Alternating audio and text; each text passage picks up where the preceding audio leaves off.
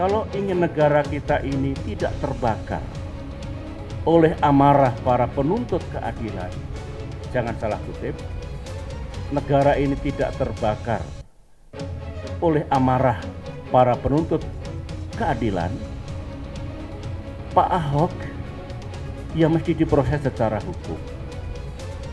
Jangan sampai beliau dianggap kebal hukum.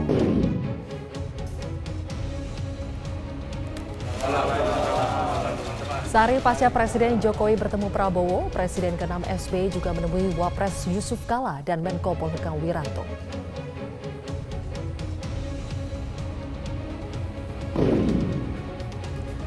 Benarkah pungutan liar sudah mengakar? Sehari pasca operasi tangkap tangan pungli di Belawan, tim Saber Pungli kembali tangkap tangan di Rut Pelindo 3 Tanjung Perak, Surabaya.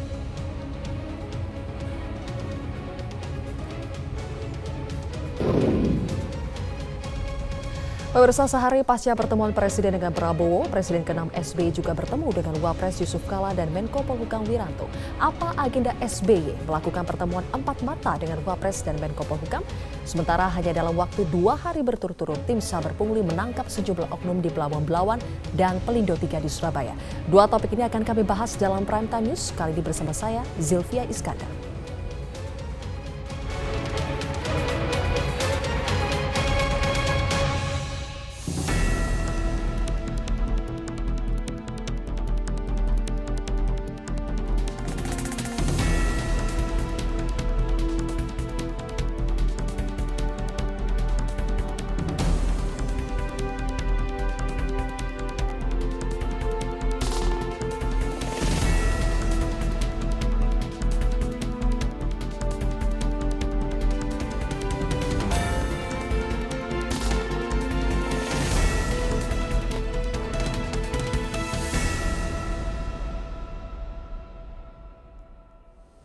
Dalam 3 hari terakhir, politik tanah air dihangatkan dengan serangkaian pertemuan elit. Presiden Jokowi bertemu dengan Prabowo Subianto, sehari kemudian SBY bertemu dengan Wiranto dan Yusuf Kala.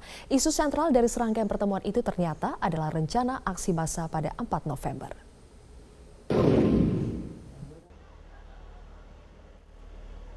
Mantan Presiden RI Susilo Bambang Yudhoyono geram karena muncul tuduhan bahwa dirinya menjadi aktor penggerak massa dalam aksi yang akan digelar 4 November mendatang. Secara khusus SBY menggelar konferensi pers untuk mengklarifikasi hal itu. Kalau ada informasi atau analisis intelijen seperti itu, ya, saya kira berbahaya. Menuduh seseorang, menuduh sebuah kalangan, menuduh sebuah partai politik melakukan seperti itu, pertama itu fitnah. Fitnah lebih kejam dibandingkan pembunuhan. Sehari sebelumnya, SBY melakukan serangkaian pertemuan dengan Menko Polhukam Wiranto dan Wakil Presiden Yusuf Kala. Menurut Yusuf Kala dan Wiranto, dalam pertemuan tersebut SBY memberikan masukan soal kondisi bangsa belakangan ini. Pernah di pemerintahan 10 tahun, di militer lama, memberikan saran-saran bagaimana kita koordinasi apabila timbul masalah-masalah nanti pada tanggal 4. Jadi yang kita bincangkan adalah hal-hal yang menyangkut tentu tugas pokok Menko Polhukam, masukan-masukan dari beliau.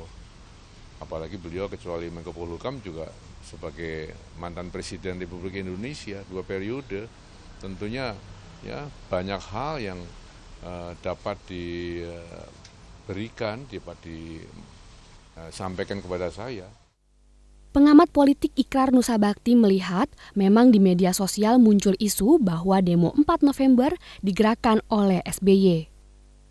Di sosial media memang ada lagi-lagi pernyataan atau kutipan bahwa kelompok-kelompok yang organisasi Islam yang akan mendemo itu pada 4 November itu mereka menyatakan ada yang memang akan dikasih duit oleh SBY yang jumlahnya 10 miliar ya. Kalau memang beliau risau mengenai adanya tuduhan mengenai hal itu, kenapa dia nggak ngomong langsung ke Presiden? Serangkaian pertemuan SBY dengan Wapres dan Menko Polhukam itu terjadi setelah Presiden Joko Widodo bertemu dengan Ketua Umum Partai Gerindra Prabowo Subianto. Kedua tokoh ini sepakat untuk mendinginkan suasana terkait rencana demo besar 4 November. Suasana baik, sejuk, ya kan?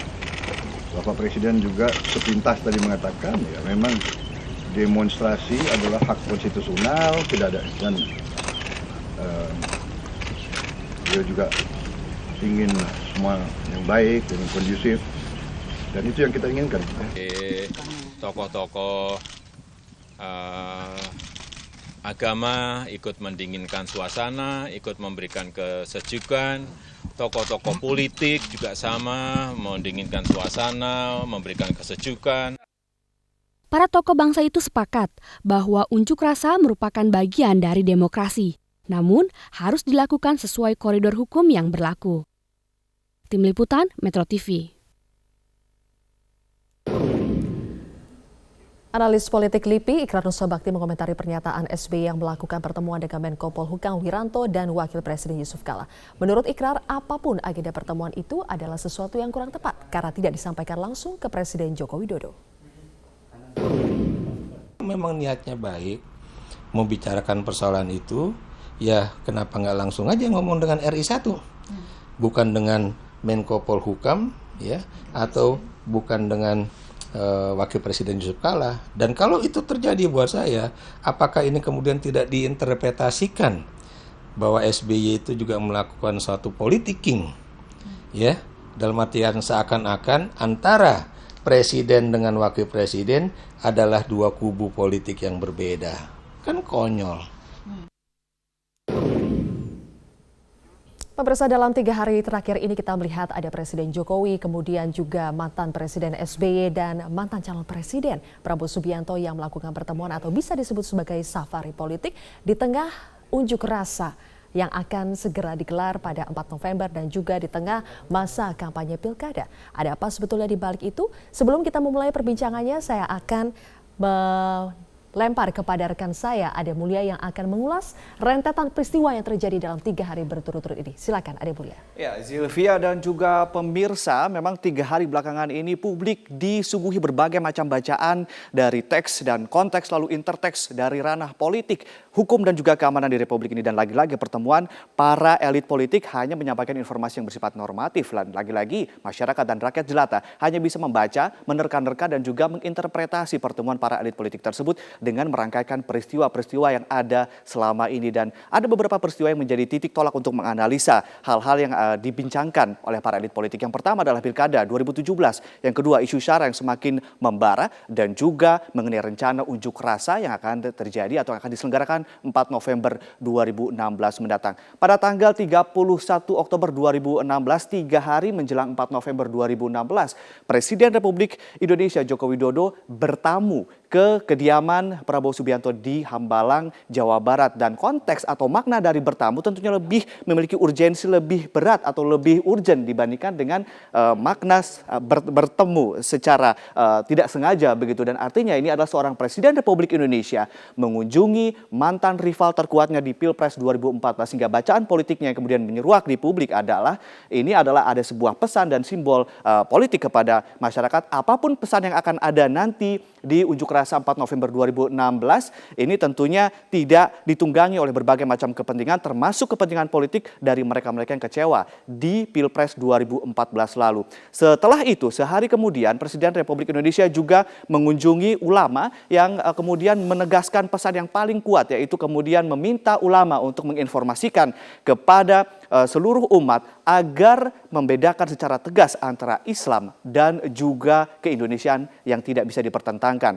Dan di hari yang sama, 1 November 2014, 2 hari menjelang 4 November 2016, mantan Presiden Republik Indonesia Susilo Bambang Yudhoyono melakukan kunjungan atau bertemu dengan Menko Polhukam Wiranto. Pertanyaannya persis seperti yang dipertanyakan oleh analis politik tadi, yaitu kenapa Wiranto atau SBY tidak bertemu langsung dengan Presiden Republik Indonesia, bahkan hanya bertemu dengan bawahan dari Presiden. Dan di hari yang sama, SBY juga melakukan kunjungan atau bertemu dengan Pak JK atau Wakil Presiden Republik Indonesia. Kenapa tidak bertemu langsung dengan Presiden Republik Indonesia yang merupakan atasan dari Yusuf Kala? Nah, semua rentetan peristiwa ini tentunya mempertanyakan atau menimbulkan berbagai macam pertanyaan. Segenting itukah peristiwa 4 November nanti? Lalu kemudian pertanyaannya yang kemudian adalah apakah Jokowi masih memegang kartel politik di Indonesia? Ini tentunya masih multidimensi dan tafsirnya juga menjadi multi tafsir. Kita kembali ke Zilvia untuk berbincang-bincang masalah ini. Silakan Zilvia. Baik, terima kasih Ade Mulia, dan pemirsa, kita akan membaca lebih jauh bagaimana sebetulnya arah atau apa sebetulnya di balik pertemuan-pertemuan yang digelar oleh para negarawan ini. Kita akan bahas sesaat lagi.